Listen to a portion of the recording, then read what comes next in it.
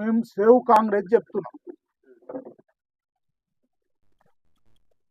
ఇప్పుడు నడుస్తున్న కాంగ్రెస్లో అవకతవకలు ఉన్నాయి కాబట్టి ఆ అవకతవకలను సరిదిద్దుకోవడం కోసం, ఆ అవకతవకలను సరిదిద్దుకుంటే ఓ రకమైన వాతావరణం ఉంటుంది. లేకపోతే కాంగ్రెస్ పార్టీ, సేవ్ కాంగ్రెస్ పార్టీగానే మేము ఎలక్షన్లో పోటీ చేస్తాం. 32 మంది గ్రామ సర్పంచ్లను పోటీ చేస్తాం, 12 మంది ఎంపీటీసీలను పోటీ చేస్తాం, జెడ్పీటీసీ పోటీ చేస్తాం. అది ఏ రిజర్వేషన్ అయినా ఆ రిజర్వేషన్ సంబంధించిన వ్యక్తులను కాపాడుకోవడం కోసం నేను వెనకాడే ప్రసక్తి లేదు. ఆ రోజు అందరూ పార్టీని వదిలిపెట్టి పోయినా నేను పార్టీని పట్టుకొనే ఉన్నాను.